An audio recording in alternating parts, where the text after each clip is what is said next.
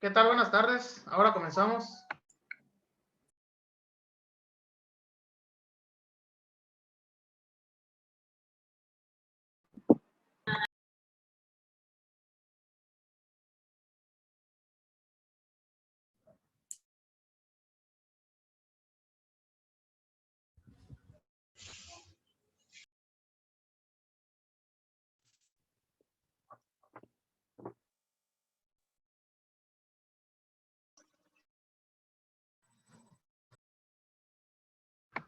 Muy buenas tardes a todos. Comenzamos pronto. Maestro, hay que prender las cámaras. Buenas tardes. Buenas tardes. Recuerden que habíamos acordado que si tienen disponible la webcam, de preferencia sí. ¿Sí? Ya si tienen algún problema, pues como les dije, que me avisen con tiempo. Muy bien. Lo que pasa es que así igual también los puedo conocer y ya cuando haya participaciones, pues veo con más claridad quién es la persona que está hablando. Ok, ahora comenzamos.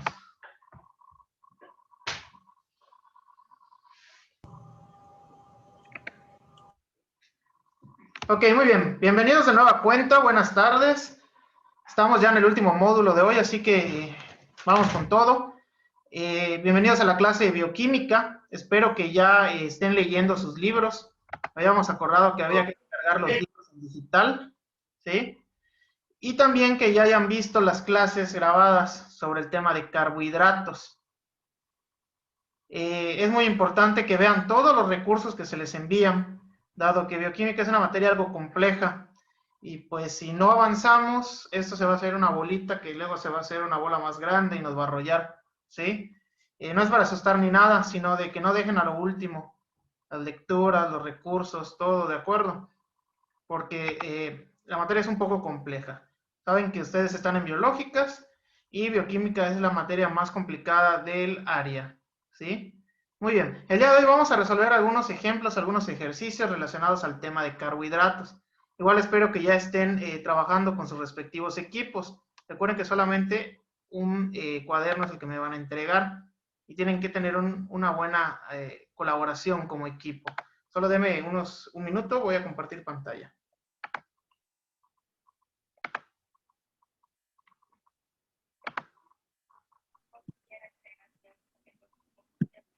¿Me pueden confirmar si se ve mi pantalla, por favor? Sí, ya se ve, maestro. Ok, muy bien.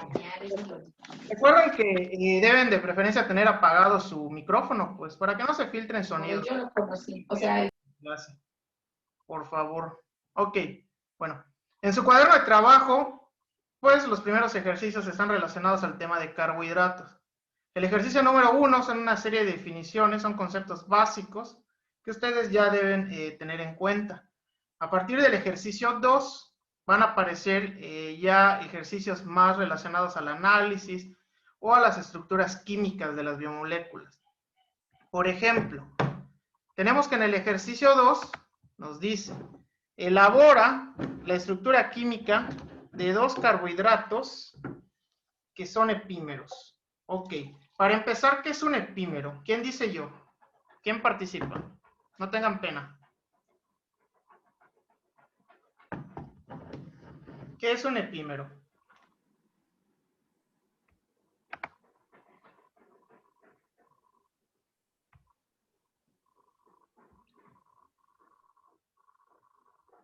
Les escucho, sin miedo, sin... Yo tengo apuntado, maestro, si dos monosacáridos se diferencian solo en el menos OH de un carbono, se denomina epímeros. Ok, bueno. Ok, esa sería la definición textual. Muy bien, gracias. Un epímero es básicamente un isómero. Ustedes bien saben que los isómeros son estructuras que tienen la misma fórmula molecular, pero que se diferencian en la posición o en la distribución de sus átomos en el espacio, ¿sí? Los epímeros, entonces, son isómeros, como bien mencionó la compañera Andrea, que solamente se van a diferenciar en la posición de uno de sus OHs, de uno de sus hidroxilos, ¿sí? Los carbohidratos, dentro de sus propiedades, tienen las isomerías, les gustan las isomerías a los carbohidratos, ¿de acuerdo? Y la epimería es un ejemplo de ellas. ¿Ok? Ahora vamos a poner la pizarra para que pueda quedar más claro el concepto de isómero, de epímero particularmente. ¿Ok? Vamos a poner la pizarra. Muy bien. Primero vamos a dibujar la estructura de dos proyecciones de Fisher de dos monosacáridos. Recuerden que la proyección de Fisher es la proyección plana, mientras que las proyecciones cíclicas representan las proyecciones de Howard. ¿Sí? Vamos a utilizar como ejemplo a dos monosacáridos. Disculpen la belleza de mis dibujos. Ok, vamos a usar dos exosas, es decir, dos carbohidratos, dos monosacáridos con 6 átomos de carbono. Unos ya conocidos. Vamos a usar, por ejemplo, a la manosa. Y vamos a usar, por ejemplo, a un viejo conocido, que es la glucosa. Ok. Ambas estructuras son aldosas. Eso quiere decir que su grupo funcional es aldehído. Lo vamos a ubicar aquí en carbono en posición 1. Recuerden que aldehído es SHO. ¿Sí? Aquí tenemos el aldehído de la manosa y el aldehído de la glucosa. En las proyecciones de Fisher, ustedes se dan cuenta que en el último carbono suele aparecer entonces el CH2. ¿Sí? CH2OH. Aquí sería mi posición de carbono 6. Y aquí voy a tener el CH2OH.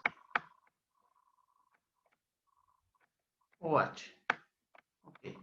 Ahora, ¿qué va a ir a los lados? Recuerden que los carbohidratos son polialcoholes. Vamos a encontrar muchos grupos hidroxilo. ¿Sí? Polialcoholes con un grupo aldehído o con un grupo cetona. ¿Sí? Hay un grupo carbonilo. En el caso de la manosa, por ejemplo, aquí vamos a tener un H. Aquí vamos a tener otro hidrógeno, un hidroxilo y un hidroxilo. Entonces, por ende, del otro lado, por ejemplo, aquí tendríamos un hidrógeno, aquí un hidrógeno, aquí un hidroxilo y aquí otro hidroxilo.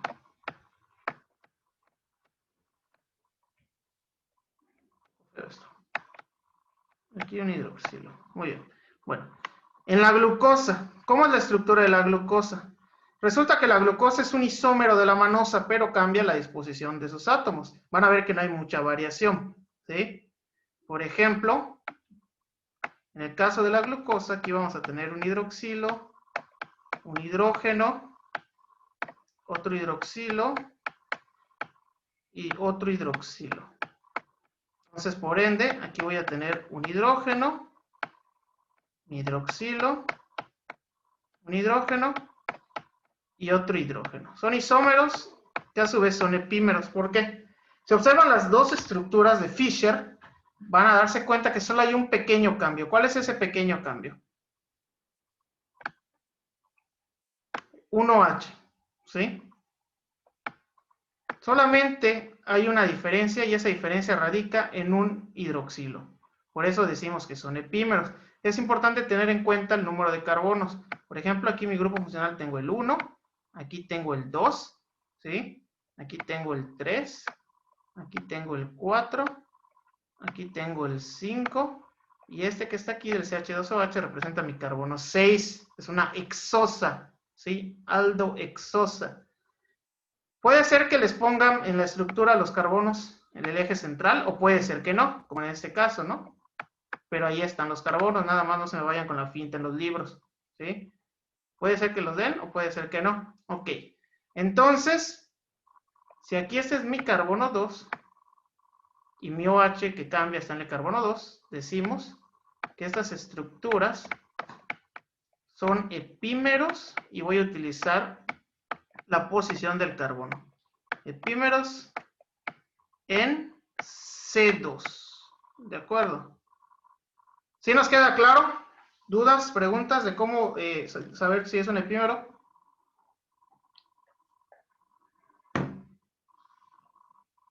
¿Todo claro? ¿Alguien responde por el grupo?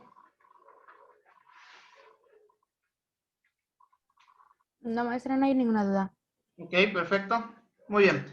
Bueno, de tarea en su libreta me van a buscar un epímero de la glucosa.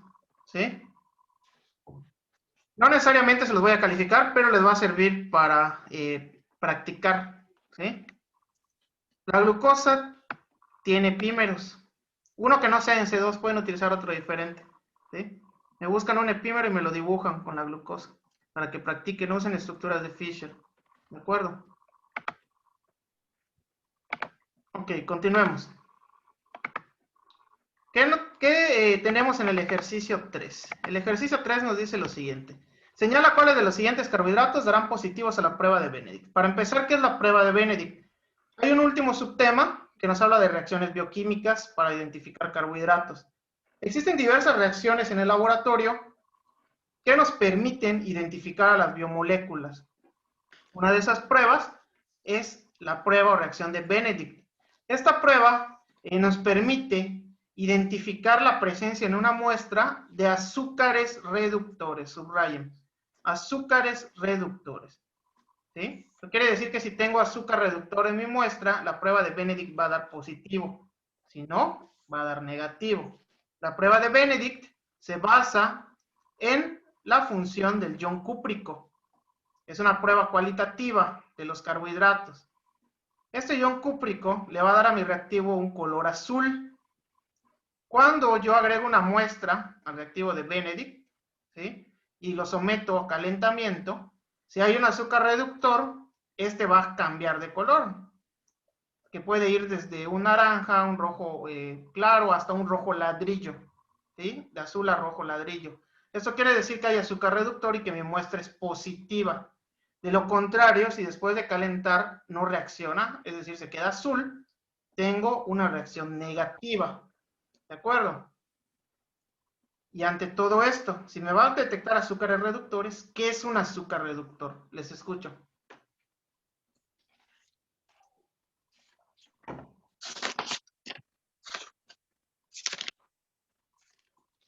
¿Qué es un azúcar reductor? ¿Quién dice yo?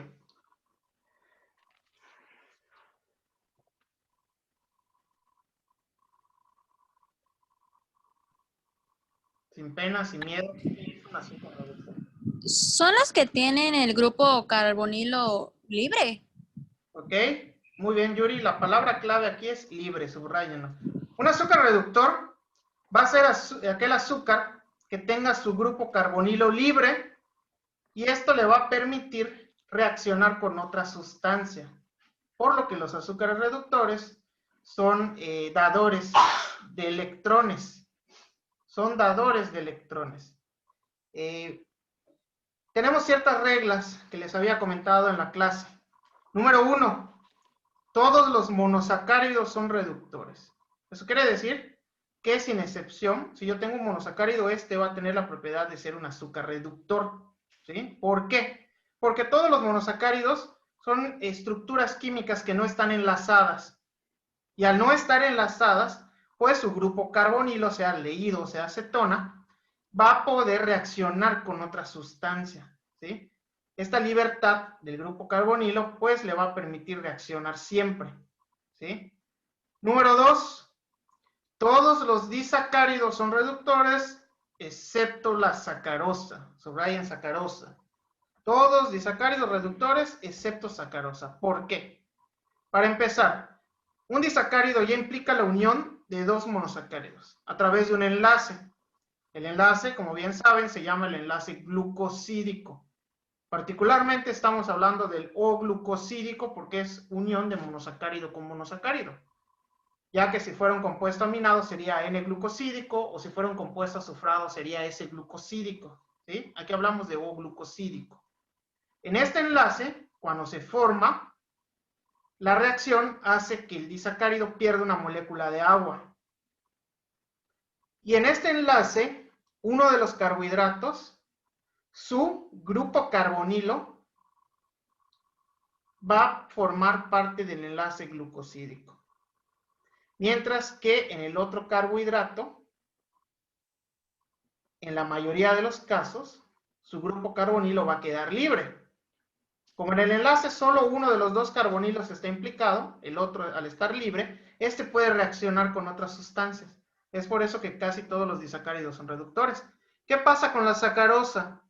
La sacarosa, como presenta una conformación de enlace tipo alfa 1,2, eso quiere decir que tanto el carbono carbonílico o el carbono anomérico de cada monosacárido implicado va a estar implicado en el enlace, ¿sí? Por ejemplo, la sacarosa está formado por una glucosa y una fructosa, es decir, un pirano y un furano.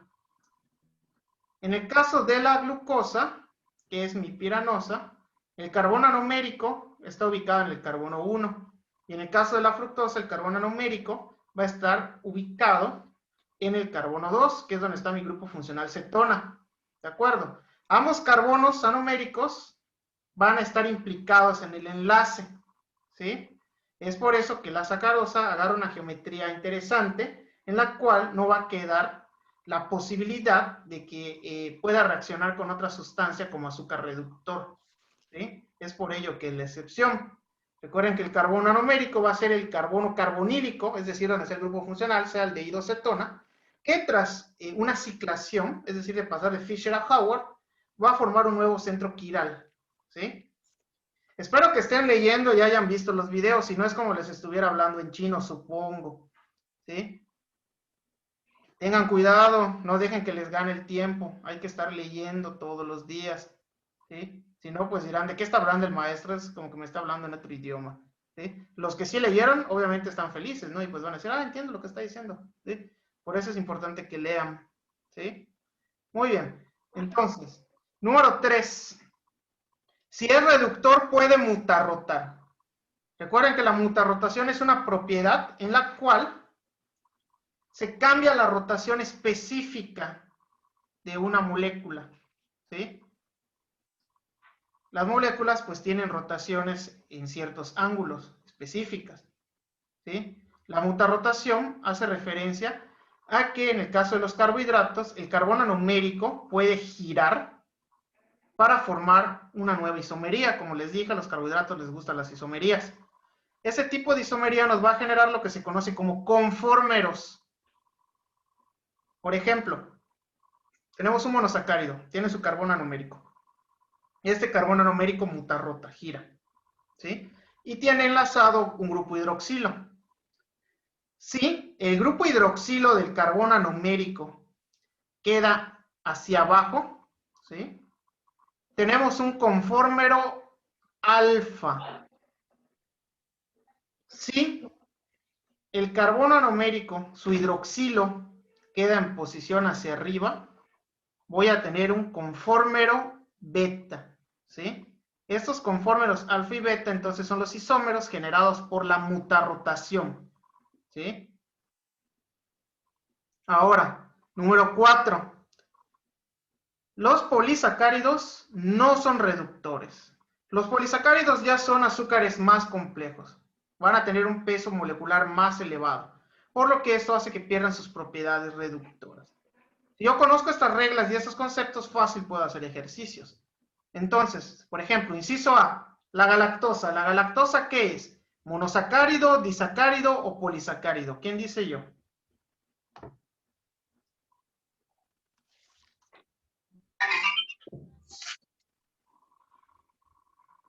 ¿Monosacárido, disacárido o polisacárido?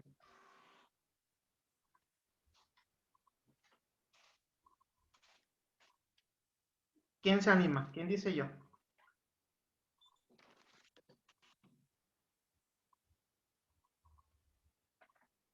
¿Qué será? ¿Vamos una persona?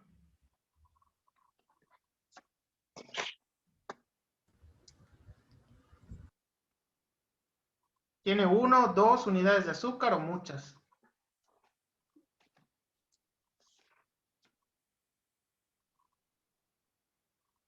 ¿Qué será?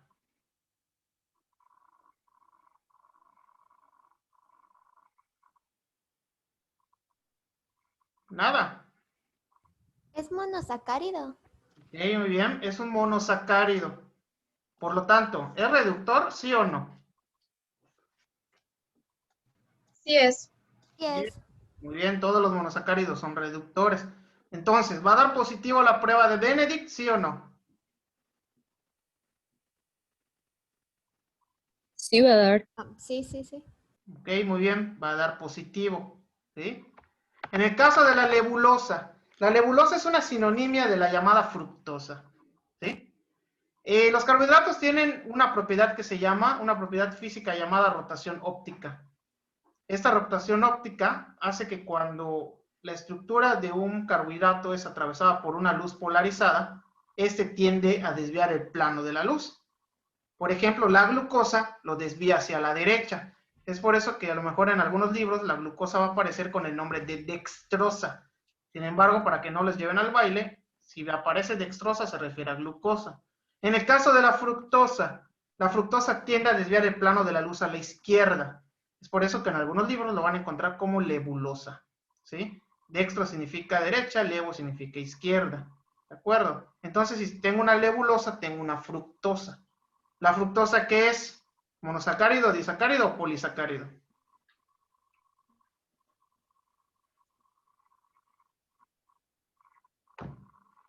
¿Qué será?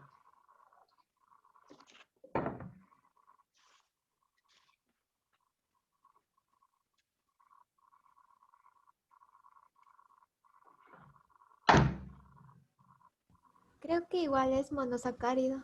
Muy bien, ninfa.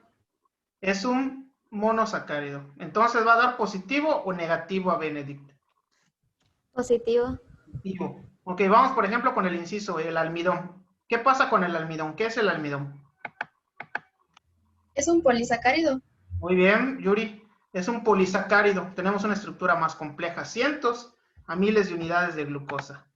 El almidón es un polisacárido de reserva que podemos encontrar en las plantas. Por ejemplo, los tubérculos son ricos en almidón. Un tubérculo es la papa, común en la alimentación humana. Si nosotros tomamos una papa, cortamos y observamos al microscopio, veremos unas estructuras llamadas amiloplastos. Dentro de estos amiloplastos vamos a encontrar unos gránulos que se tienen con Lugol. Estos gránulos son gránulos de almidón. Entonces, de acuerdo a las reglas, ¿cómo va a dar Benedict para el almidón? ¿Positivo o negativo? Negativo. Negativo. Por el elevado peso molecular, los polisacáridos, recuerden, pierden su capacidad reductora. Muy bien. ¿Todo claro? ¿Alguna duda?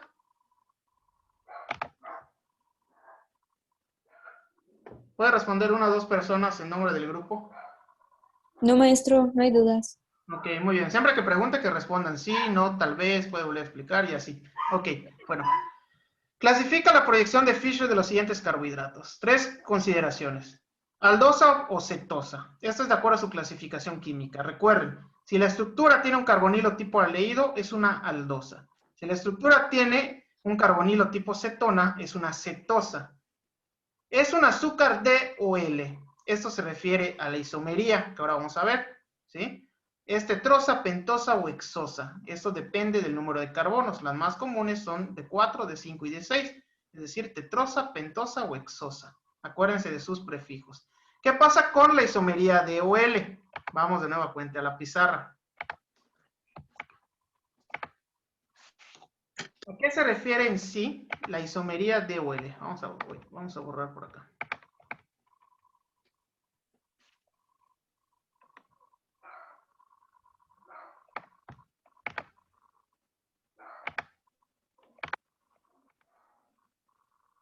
La isomería D o L se refiere a lo siguiente. Por término nos dice, un isómero D o un isómero L va a estar basado en la posición del OH del último carbono quiral. ¿Sí?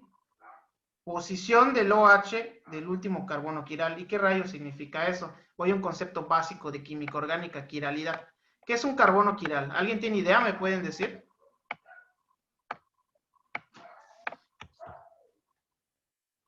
Es donde están unidos, pero son asimétricos.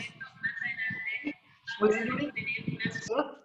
El carbono quiral también se llama carbono asimétrico y hace referencia al carbono que se encuentra unido a 4 componentes diferentes. Como vieron en sus clases pasadas, en sus cursos pasados de química, ¿sí? El carbono en su último nivel de energía tiene 4 electrones de valencia que le va a permitir enlazarse a 4 diferentes componentes, ¿sí? En el caso de los quirales, ¿sí?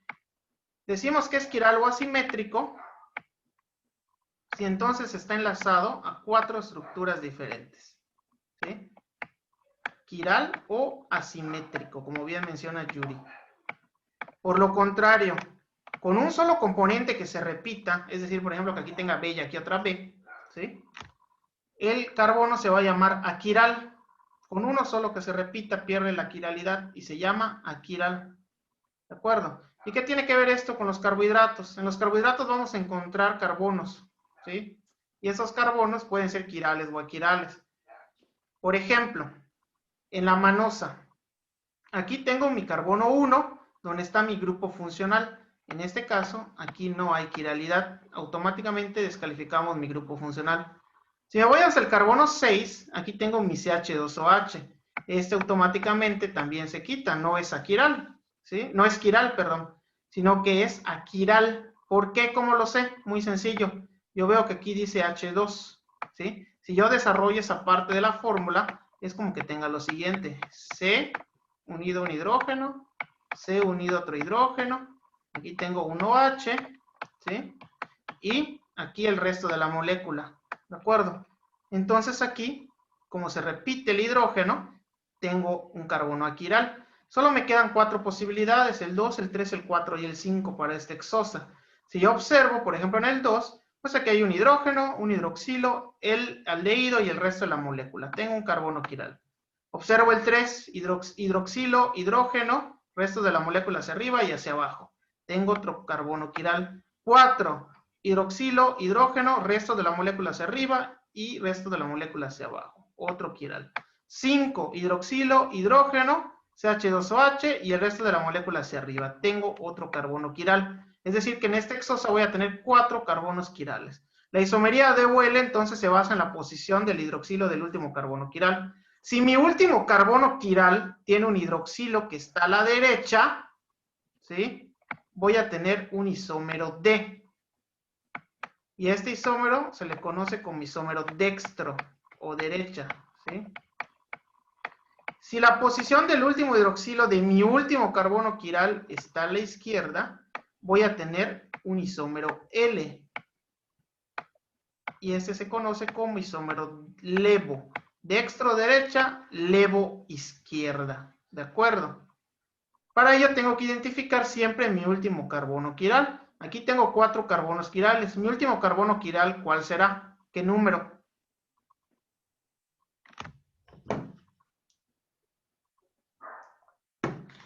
¿Qué número tiene mi último carbono quiral?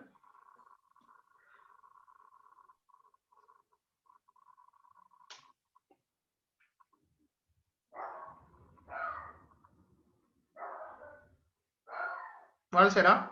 ¿El 2, el 3? El 4. 4. Carbono 5. Muy bien, Leonardo. Va a ser el 5. ¿De acuerdo? Otra vez, mi último carbono quiral, cuya posición su hidroxilo va a determinar si es un isómero D o L. Primero que hago es ubicar mi último carbono quiral. Como es el 5, ¿dónde está mi hidroxilo? ¿A la derecha o a la izquierda? A la derecha.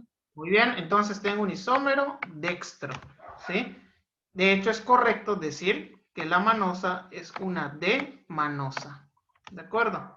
Porque hago referencia a mi isómero D, ¿de acuerdo? ¿Sí nos queda claro esta parte? ¿Sí? ¿Alguna duda? Sí, maestro. Sí, maestro. Muy bien. Ok, entonces regresamos al problemario.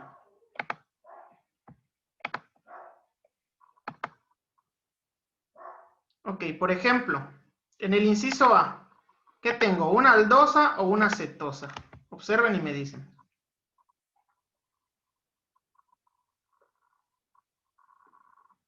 Aldosa. Muy bien, es una aldosa. ¿Por qué? Porque tengo un grupo aldehído. ¿Es un azúcar o es un azúcar D o un azúcar L? D. Es un azúcar D. ¿Por qué? Porque el hidroxilo del último carbono quiral está a la derecha. Es tetrosa, pentosa o hexosa, de acuerdo con sus carbonos.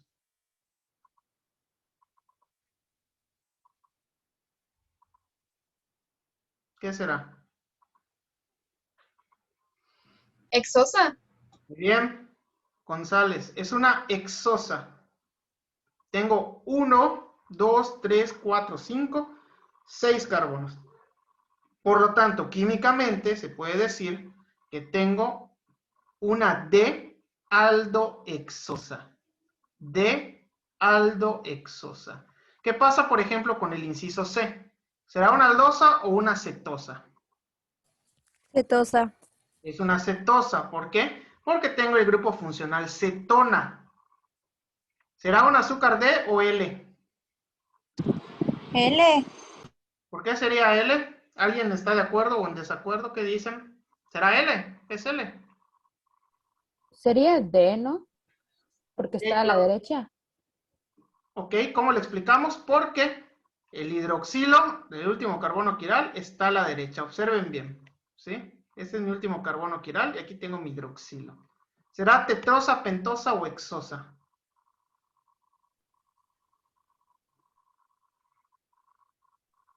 Tetrosa. Tetrosa. Eso quiere decir que ¿cuántos átomos de carbono tengo? 4.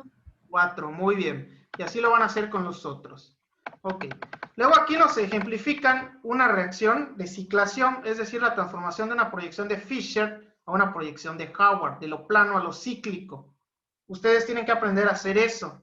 Ahora, el día de mañana yo les voy a mandar una serie de reglas específicas para que ustedes puedan acomodar los átomos en una estructura de Howard, ¿sí? ¿Por qué? Porque difiere si es una aldohexosa, una aldopentosa o una cetohexosa. Pero en sí la reacción de ciclación consiste en transformar una proyección plana a una proyección cíclica, generando un anillo, ¿sí? ¿Qué tipo de carbohidrato tenemos de acuerdo al número de carbonos? Aquí nos dice que tenemos una fructosa. ¿Qué tipo de carbohidrato es de acuerdo con el número de carbonos? Les escucho.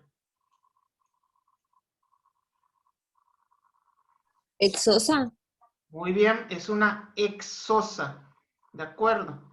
La fructosa es una hexosa. Vemos 1, 2, 3, 4, 5, hasta ya los tiene numerados. 6, ¿sí? Algo importante, un tip que me gustaría darles en bioquímica. Si ustedes observan, por ejemplo, cuando tenemos proyecciones de Fischer, las aldosas, que tienen entonces el grupo aldehído, siempre están en el carbono 1. Mientras que una cetosa, ¿sí? Su cetona, su carbonilo, su grupo, va a estar en el carbono 2, ¿sí? Aldehído, carbono 1, cetona en el carbono 2, como tip que les puedo dar. Entonces aquí tengo una cetohexosa, la fructosa. ¿Qué tipo de reacción implica? Les dejé una serie de instrucciones generales en el video grabado. En el caso de la ciclación, hay dos tipos de reacciones. Si reacciona un aldehído con un alcohol, se va a llamar reacción hemiacetal. Hemiacetal. Por lo contrario, si reacciona una acetona con un alcohol, voy a tener una reacción hemicetal. Tengan cuidado, solo cambia una letra, una A, de hemiacetal a hemicetal, ¿sí? Esto ocurre para que pueda ciclarse, donde el grupo funcional reacciona con un alcohol en el mismo carbohidrato para poder hacer una estructura cíclica. En este caso, si tengo una fructosa, ¿qué tipo de reacción tengo? ¿Hemiacetal o hemicetal? Les escucho. Hemicetal. Muy bien, Abiel. Hemicetal. ¿Por qué? Porque reacciona una acetona con un alcohol. La fructosa es una cetosa. Mi cetona está en el carbono 2. Y pregunta 3 dice, ¿cuál es el tipo de anillo formado en la estructura? Hay dos tipos básicos de anillo en la ciclación. Si se forma un anillo de 6 eslabones, es decir, un hexágono, voy a tener un pirano. Entonces el azúcar que tenga un pirano se va a llamar piranosa.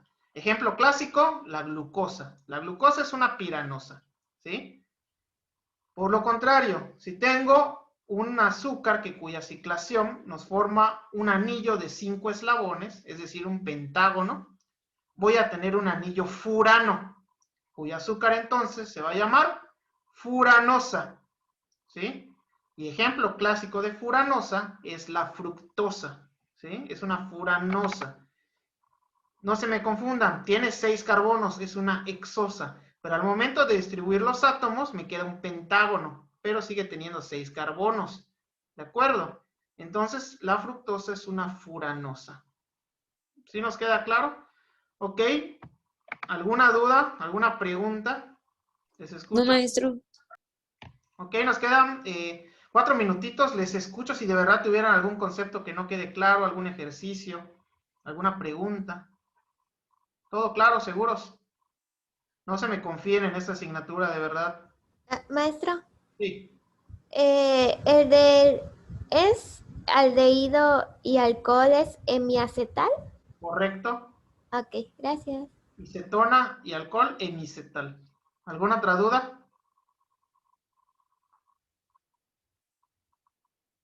Ok, entonces mañana les mando las reglas específicas de ciclación y unos ejercicios para que practiquen en su libreta. ¿De acuerdo? Maestro, Sí, tengo una duda. Esta clase está grabada, ¿no? sí, la estoy grabando. ¿Y usted dónde la va a subir? Voy a tratar de subirlo en mi YouTube personal, pero se los mando en link en la plataforma de manera personal. Ok, maestro, gracias. De nada, ¿alguna otra duda? Los ejercicios que dijo, ¿se los vamos a anexar con la tarea o es aparte? Son para que practiquen. Ok. Lo que pasa es que cuando la clase es presencial, hacemos muchos ejercicios en la libreta, pero pues dadas las circunstancias sí está un poco complicado, ¿no? De todas maneras, yo les voy a dar ejercicios para que practiquen. ¿Por qué? Porque pues se les va a evaluar, ¿sí? ¿Alguna otra duda?